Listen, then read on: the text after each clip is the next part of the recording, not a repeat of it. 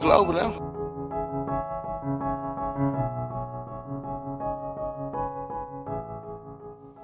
I made it into the hospital. Goodness gracious. So, the story on how I made it to the hospital, I think it was, what's today? Wednesday night. Went bike riding. I went for a 2.5 hour bike ride. And I ended up being dehydrated ultimately. But I got home, I was super exhausted. By this time, my jaws was clenching.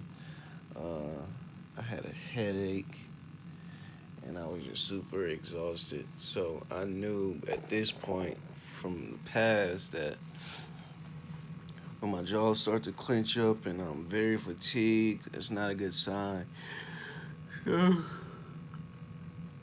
I tried to hop in the shower to get my body rest, but it didn't work. I have sickle cell, and for those that don't know what sickle cell is, it's basically when your cells become sickled. They begin to get sticky and jam up in your capillaries, and once they become sickled and jam up, it causes excruciating pain anywhere from your chest, arms, lower back, legs, stomach. It can be basically anywhere. Where it affected me is my lower back. At this point, I'm cussing my sister out in my head because my car been messed up for a while, and I asked her could she come get me, and she's just taking forever. At least that's what it seemed like in my head, right? 5 minutes seemed like an hour. So I'm just like, you know what, fuck it. I'm gonna try to drive my car. So I get in the car, I'm zooming, I'm going down the road maybe 60 miles an hour. I'm stopping, looking around, running red lights. I finally get here, and I am just in excruciating pain. Shout out to the lady at the front desk too, because I think she helped me get along faster because I went to the back. They was like, yeah, so uh, how often does this affect your chest and this, that, and the third? In my head, I'm like, my chest don't hurt. I'm like, my chest don't hurt, it's my back, but shit, I'm gonna go along with it since I'm back here. So I get some treatment, and I ended up seeing a girl from the gym that I normally see a lot. Shout out to Sarah. Appreciate you, Sarah, for taking care of me. But man, I was in so much pain. I've been going hard lately with exercises and um, just going really hard, pushing my body to the limit. So God set me down for this one. The journey continues. When I get out, I'm gonna go rest, chill, shit like that, man. But it's always an obstacle thrown in the journey. I'm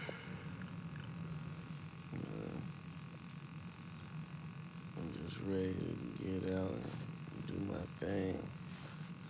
Got goals to achieve, goals to hit.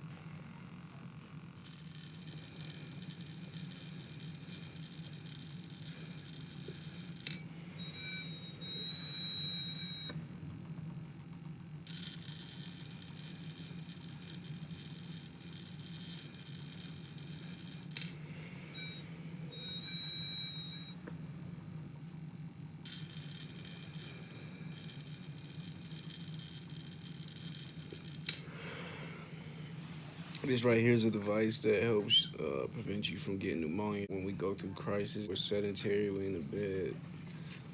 So this right here it's like a lung exercise, keep you deep breathing. They tell us to do it 10 times per hour. So do 10 of these and then I can relax.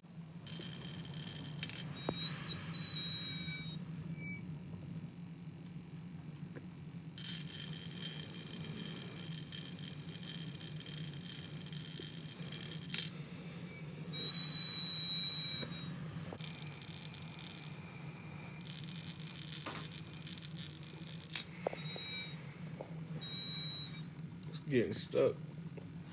It's not going all the way up. It's supposed to. Let's see.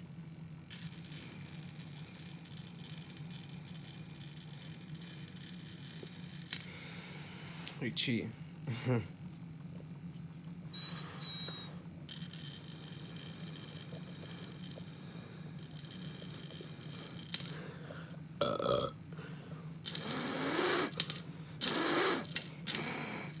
There we go. Went all the way up that time. Let's see if we can do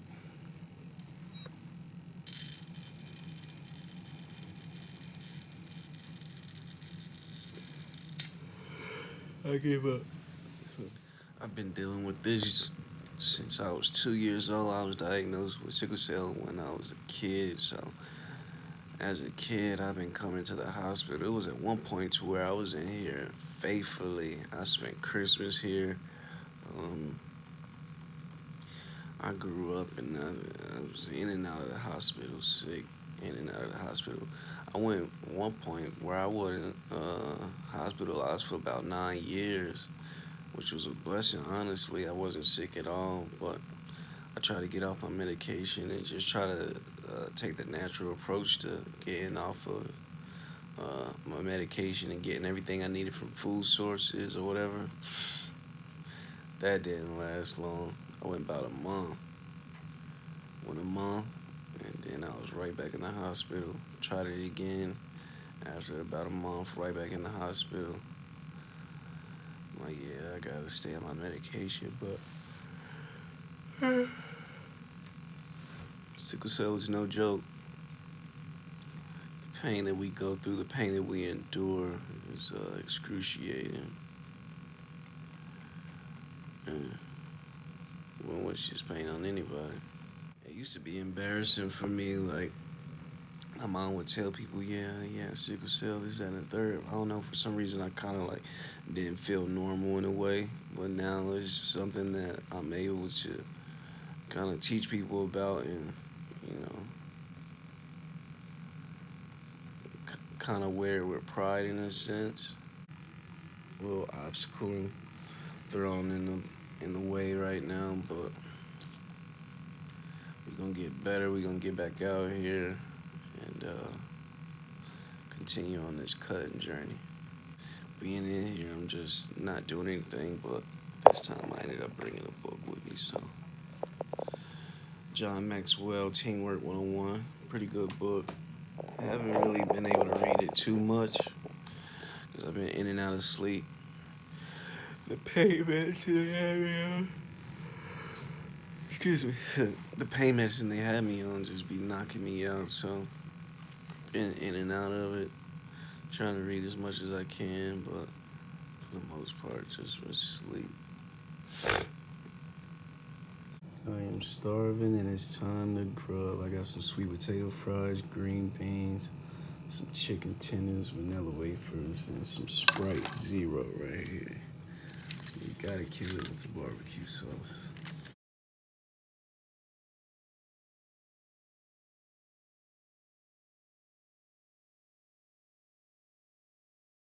That food was delicious. I murdered it.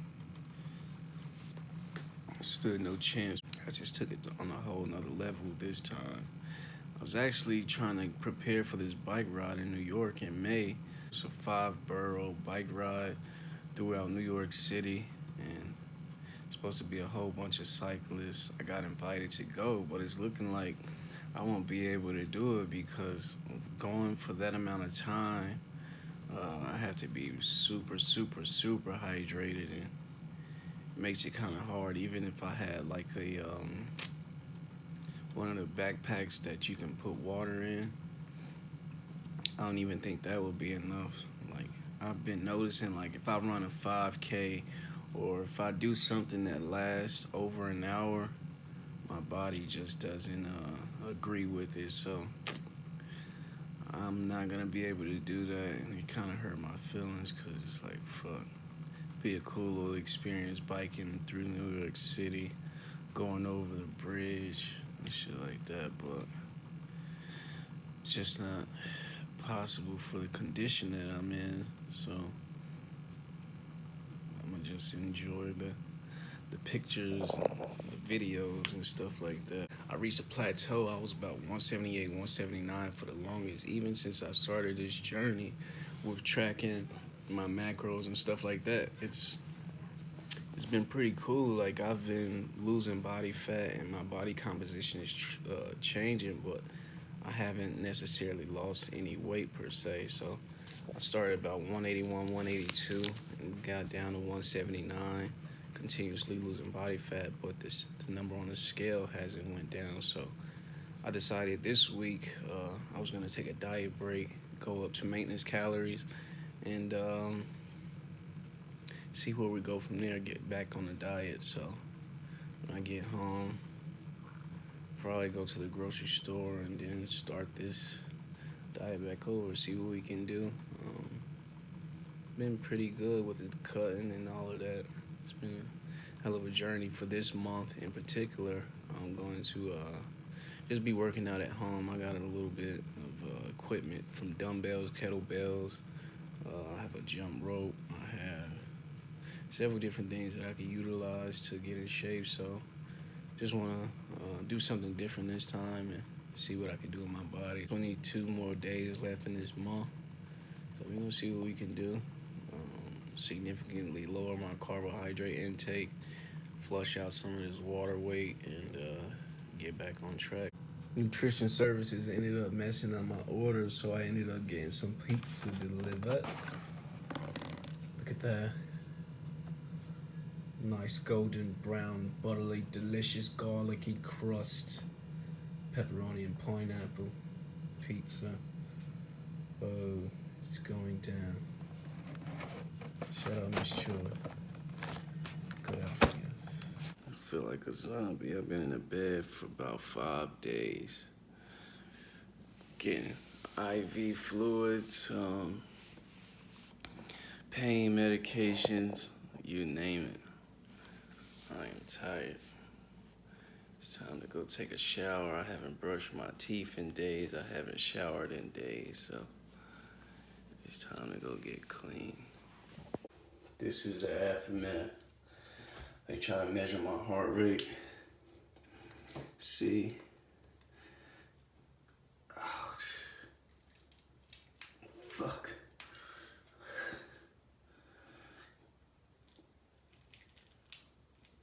I hate these things. Fuck.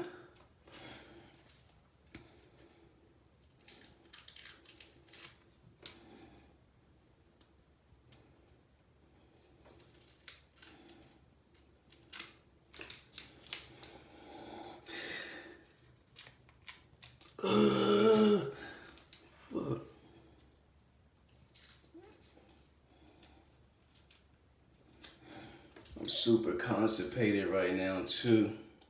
All those pain medications. I haven't took a shit since I went to the hospital, which is like 4 or 5 days ago. Goodness gracious. I'm curious to see how much I weigh.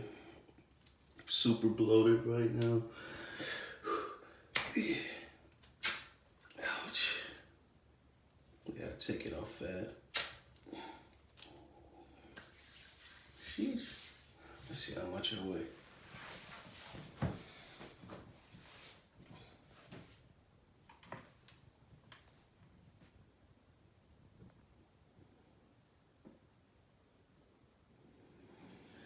$178.4. A little bit of average. First day out. Time to chow down on some food. It's 2:44. I'm just now getting out of bed. I've been lazy. I've been just wanting to hug the bed, but we got some good old turkey bacon, turkey sausage, cheese, eggs, and the infamous oats with banana, almonds, peanut butter, and blueberries. Good balanced meal. We got the protein, fats, carbohydrates. Let's get it. I'm looking kind of scruffy too, so after I eat this food, I'm gonna cut my hair.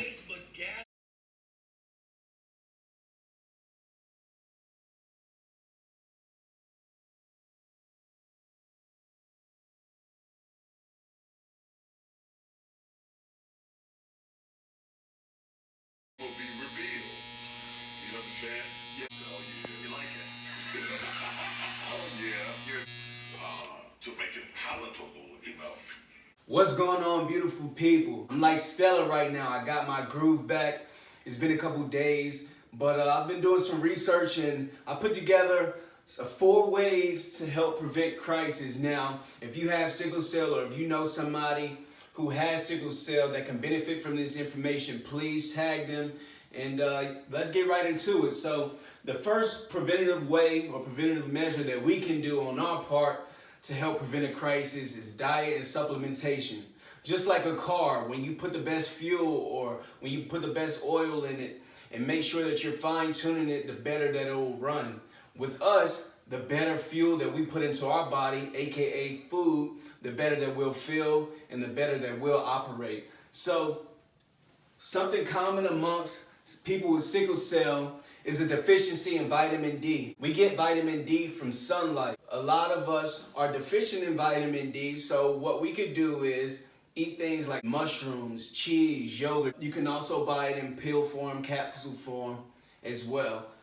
Folic acid. Folic acid helps with the production of red blood cells. Now, as we know, sickle cells have the name because our cells are sickled. They're not hole-shaped. So producing more red blood cells is very, very beneficial. Vitamin B6 and B12. These things can be found in foods like fatty fish, beef, and other lean proteins. They also assist with the production of red blood cells in spinach. I'm going to move along to L-arginine. L-arginine helps expand blood vessels and helps with blood flow, which is very, very beneficial with people with sickle cell. And last but not least, we're going to talk about antioxidants. Now, antioxidants helps with the aging process. And antioxidants can be very, very beneficial for people with sickle cell because of the oxidative stress that we're typically faced with, where there's an imbalance between free radical production and oxidation. So some natural things that we can do or ingest that are full of antioxidants are things like blackberries, raspberries, and my favorite, blueberries. Also, it can be found in cherries, carrots, broccoli, just to name a few. So, moving along, hydration. Hydration is very important because if we're properly hydrated, our blood can stay thin. Once we become dehydrated, that's typically when we go into crisis. So when we're dehydrated, our blood becomes thicker and it makes it hard for our blood to pass through the blood vessels. So staying hydrated will keep our blood much thinner and helps with blood flow. The recommended amount of water is said to be half of your body weight in ounces. So if you're 160 pounds, 80 ounces of water per day. If you're 140 pounds, 70 fluid ounces a day, so on and so forth. So staying hydrated is very, very key. Now, the amount that you need can also vary depending on where you live. If it's hotter, if you're sweating more, you would need to obviously drink more water. And also, if you're active, if you live an active lifestyle, you obviously need more water as well. The third thing, lowering your sodium intake. Now, it's common amongst African Americans to have diets that's full of sodium because we eat processed foods like top ramen and processed meats like turkey breast and lunch meats, snacks like salty chips and things of that nature. So if we can cut back on those things and eat more natural whole foods, it will help us to lower our sodium intake dramatically. Also, when it comes to seasoning your food, you can use things like no salt or Mrs. Dash or other no sodium seasonings to season your food, and that will also help to decrease the amount of sodium that you ingest. And moving along to the last one, which is my favorite, exercise. Now, we all know people with sickle cell are faced with lower hemoglobin, which means we have less oxygen in our blood. So the more that you exercise, it doesn't have to be anything extraneous. It can be a 30-minute walk, 30-minute jog, or light resistance training, but it will help you with the oxygen capacity. These are the 4 ways. I hope you found some value in this information. If you do find value in this, please share this video with somebody that you know. Leave a comment if you have any questions or concerns, or something that we can talk about when it comes to sickle cell, I'm here for it. So like this video, give it a thumbs up, share, and if you aren't subscribed to the channel, please subscribe. I am dropping new videos that will help not just with sickle cell, but with exercise and different things of that nature. So appreciate you guys for dedication, hard work, plus patience. To some more of my sacrifice. I'm done waiting. Told you that I wasn't playing. Now you hear what I've been saying.